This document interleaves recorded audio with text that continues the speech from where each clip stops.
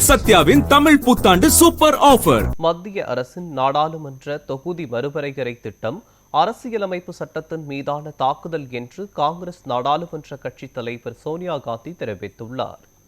இது தொடர்பாக பிரபல ஆங்கில நாளேடு ஒன்றில் எழுதியுள்ள அவர், சட்டமன்றங்களில் பெண்களுக்கு இடஒதுக்கீடு வழங்குவது அல்ல, மாறாக தொகுதி மறுவரையறை தான் உண்மையான பிரச்சினை என்று கூறியுள்ளார்.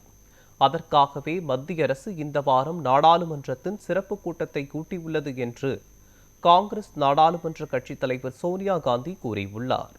மத்திய அரசின் தொகுதி மறுவரையறை திட்டம் மிகவும் ஆபத்தானது மற்றும் அரசியலமைப்பின் மீதான தாக்குதல் என்றும் சோனியா காந்தி குறிப்பிட்டுள்ளார். மேற்கு வங்கம் மற்றும் தமிழகத்தில் சட்டமன்ற தேர்தல் பிரச்சாரம் உச்சகட்டத்தில் இருக்கும்போது நாடாளுமன்ற சிறப்பு கூட்டத்தொடரை கூட்டுவதற்கும் அவர் எதிர்ப்பு தெரிவித்துள்ளார். பெண்கள் இடஒதுக்கீடு மசோதாவில் திருத்தம் கொண்டுவர ஆதரவு கோரி பிரதமர் மோடி அனைத்து கட்சி தலைவர்களுக்கும் கடிதம் எழுதிய நிலையில் சோனியா காந்தி இவ்வாறு கூறியிருப்பது குறிப்பிடத்தக்கது.